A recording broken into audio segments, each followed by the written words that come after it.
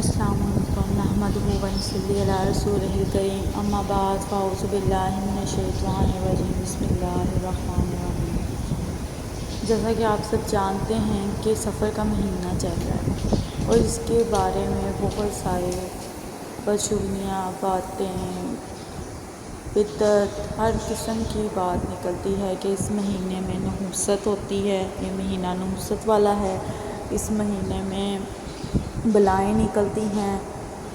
کیا واقعی اس میں کوئی حقیقت ہے؟ تو قرآن و حدیث کی روشنی میں اس کے متعلق سمجھ لیتے ہیں، جان لیتے ہیں، اپنے علم میں اضافہ کر لیتے ہیں اور اللہ سے معافی مانگ لیتے ہیں کہ ہم لوگ ان تہمات میں، ان بدشگونیوں میں جکڑے ہوئے تھے، تو اللہ نے ہمیں ہدایت دی اور ہم نے خود کو اس میں سے نکال دیا۔ سفر کے معنی کیا ہیں؟ سفر عربی زبان کا لفظ ہے جس میں صاد اور فعل دونوں پر زبر ہے۔ اس کے معنی وہی ہیں جو عام طور پر مشہور و معروف ہیں، یعنی اسلامی مہینوں میں دوسرا مہینہ۔ سفر کے متعلق اہل عرب کے تہمات۔ سفر کے متعلق اہل عرب کا یہ گمان تھا کہ اس سے مراد وہ سانپ ہے جو انسان کے پیٹ میں ہوتا ہے اور بھوک کی حالت میں انسان کو ڈستا اور کاٹتا ہے، چنانچہ بھوک کی حالت میں وہ تکلیف ہوتی ہے اور اسی کے ڈسنے سے ہوتی ہے۔ اس بات سے ان کا یہی مطلب تھا کہ جو بھی تکلیف آتی ہے ہمیں وہ اسی مہینے سے آتی ہے۔ یہ مہینہ محرم الحرام کے بعد اور ربیع الاول سے پہلے آتا ہے۔ عربوں کے ہاں اس ماہ سے متعلق جو غلط تصورات پائے جاتے تھے، اس کی بنیادی وجہ یہ تھی کہ عرب حرمت کی وجہ سے 3 ماہ ذوالقعدہ، ذوالحجہ اور محرم میں جنگ و جدل سے باز رہتے تھے اور انتظار کرتے تھے کہ یہ پابندیاں ختم ہوں تو وہ نکلیں اور لوٹ مار کریں۔ لہٰذا سفر شروع ہوتے ہی وہ لوٹ مار کرتے، جنگ و جدل کرتے اور گھروں سے نکلتے تو ان کے گھر خالی رہ جاتے۔ تو عربیوں میں یہ محاورہ مشہور تھا کہ سفر المکان، گھر کا خالی ہونا، معروف ہو گیا۔ عربوں نے جب دیکھا کہ اس مہینے میں لوگ قتل ہوتے ہیں اور گھر برباد یا خالی ہو جاتے ہیں تو انہوں نے یہ شگون کر لیا کہ یہ مہینہ ہمارے لیے منحوس ہے، اور گھروں کی بربادی اور ویرانی کی اصل وجہ پر غور نہ کیا، نہ ہی اپنے عمل کی خرابی کا احساس کیا، نہ لڑائی جھگڑے اور جنگ و جدل سے خود کو باز رکھا، بلکہ اس مہینے کو ہی منحوس قرار دے دیا۔ اس مہینے میں شادی نہ کرنا، اس کو مردوں پر بھاری سمجھنا، اس کی 13 تاریخ کو منحوس سمجھنا جس کو 13 تیزی بھی کہا جاتا ہے، یہ صرف بدعت اور شرک کی باتیں ہیں۔ سفر کے مہینے میں ہونے والے اہم واقعات جو تھے، حضرت سیدہ خدیجہ الکبریٰ رضی اللہ تعالیٰ عنہا، رسول صلی اللہ علیہ وآلہ وسلم سے ان کی شادی ہوئی تھی اور ان کی صاحبزادیوں کے نکاح بھی اسی مہینے میں ہوئے تھے۔ ہجرت کی تھی، بے شمار فتوحات مثلاً فتح خیبر بھی انہوں نے سفر کے مہینے میں حاصل کی تھی۔ یہ صرف توہم پرستی کی بات نہیں، اس کے بارے میں اسلام میں انتہائی سخت وعید ہے اور اس طرح کے خیالات سے سخت اجتناب کی ضرورت ہے۔ نبی کریم صلی اللہ علیہ وآلہ وسلم نے اس کے بارے میں بات کو یاد رکھیں۔ رسول صلی اللہ علیہ وآلہ وسلم نے فرمایا، جو کسی چیز سے بدفعلی پکڑ کر اپنے مقصد سے لوٹ آیا تو اس نے شرک کیا۔ صحابہ کرام صلی اللہ علیہ وسلم نے پوچھا، اے اللہ کے رسول صلی اللہ علیہ وآلہ وسلم، اس کا کفارہ کیا ہوگا؟ فرمایا، وہ کہے، اے اللہ، تیری دی ہوئی بھلائی کے سوا کوئی بھلائی نہیں اور تیری فعل کے سوا کوئی فعل نہیں اور تیرے علاوہ کوئی معبود نہیں۔ ہمارے نبی نے منع فرمایا ہے کہ اگر آپ پہ کوئی بیماری، تنگی، مشکل، سختی آتی ہے، وہ آپ کے اپنے اعمال سے آتی ہے، وہ اس مہینے کا اس سے کوئی تعلق نہیں ہے۔ یہ سخت شرک ہے، بدعت بھی نہیں ہے۔ شرک اس سے بڑا لفظ ہے جس کو اللہ نے شرک ٹھہرایا ہے کہ یہ جو آپ تہمات کرتے ہو، یہ تہمات نہیں، یہ شرک ہے۔ کتنا بڑا گناہ ہے شرک۔ زمانہ جاہلیت سے ہی لوگوں کی سوچ اس طرح پہ آ کے ٹھہر گئی جو ابھی تک لوگوں کے ذہنوں سے نہیں نکلتی۔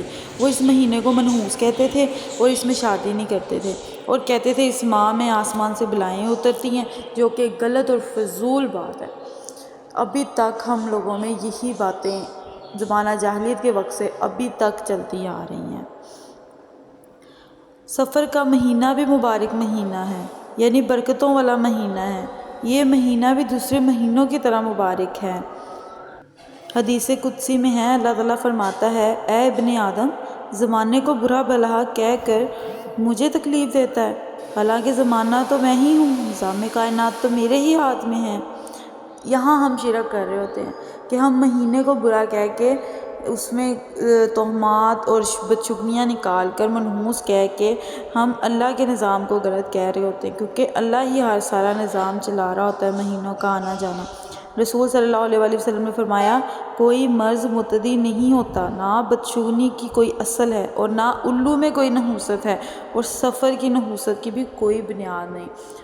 قرآن پاک میں اللہ تبارک و تعالیٰ کا ارشاد ہے، جو کچھ یہ رسول تمہیں دیں وہ لے لو، اور جس چیز سے منع کر دیں اس سے رک جاؤ۔ اس کا یہی مطلب ہے کہ ہمیں اپنی طرف سے باتیں نکال کر نہیں اسلام کے اندر لانی چاہیے۔ جو ہمارے نبی نے، رسول نے کہہ دیا، جو اللہ نے کہہ دیا قرآن و حدیث میں جو آ گیا، اسی پر یقین رکھنا چاہیے۔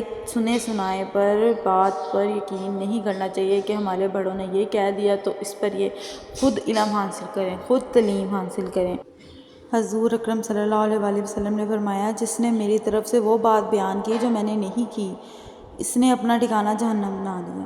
یہ کتنی بڑی بات ہے کہ اللہ کے نبی کہہ رہے ہیں کہ غلط حدیث پھیلانے والے جو ہیں ان کا ٹھکانہ جہنم ہے۔ غلط بات اللہ اور اس کے رسول کے حوالے سے جائز نہیں ہے۔ اللہ تعالیٰ فرماتا ہے قرآن پاک میں، اور تمہیں کوئی اور برائی لاحق نہیں ہوتی مگر تمہاری اپنی ہی ذات کے سبب۔ ہمارے اپنے اعمال ہیں، ہماری اپنی زبان کا اخلاق ہے، ہمارے اپنے عمل ہیں جو ہمیں برائیاں، مصیبتیں، تکلیفیں پہنچتی ہیں۔ اس میں کوئی بھی مہینے کی، کوئی بھی نظام کی، کائنات کی کوئی بھی چیز کا ہاتھ نہیں ہے۔ یہ ہمارا اپنا نفس ہی ہے جس کی وجہ سے ہم پر سختیاں اور مصیبتیں نازل ہوتی ہیں۔ حضرت عبداللہ بن عمر رضی اللہ عنہ سے مروی حدیث شریف میں ہے، جس شخص کو بدشگنی نے کسی کام کے کرنے سے روک دیا، یقیناً اس نے شرک کر دیا۔ یہ کتنی بڑی بات ہے کہ ہم بدشگنیوں، تہمات کے پیچھے کوئی کام روک دیں، شادی بیاہ نکاح ان سب چیزوں سے روک دیتے ہیں خود کو، تو ہم شرک کر رہے ہیں، اور شرک سے بڑا کوئی گناہ نہیں، اس کی کوئی معافی نہیں ہے، اللہ نے صاف صاف کہہ دیا۔ میں نے آپ سے قرآن و حدیث کے متعلق اس مہینے کے بارے میں ساری وضاحتیں بیان کی ہیں کہ ان کی تہمات کی، ان بدشگنیوں کی قرآن و حدیث کی روح سے کوئی حقیقت، کوئی حیثیت نہیں ہے۔ یہ صرف زمانہ جاہلیت سے تہمات پرستی چلتی آ رہی ہے جو ابھی تک لوگوں میں موجود ہے، اور اس کو صحیح کرنے کی ضرورت ہے۔ اس لیے اپنی بھی اصلاح کریں اور دوسروں کی بھی اصلاح کریں، ان کو بھی ہدایت کا راستہ دکھائیں۔ اگر آپ کو ویڈیو اچھی لگی ہے تو ویڈیو کو لائک اور شیئر کر دیں، اور چینل کو سبسکرائب کر دیں تاکہ آپ بھی صدقہ جاریہ کا سبب بنیں، کسی کو ہدایت کا راستہ دکھا کر اس ویڈیو کے ذریعے ان کو بتائیں کہ یہ صرف تہمات پرستی ہے۔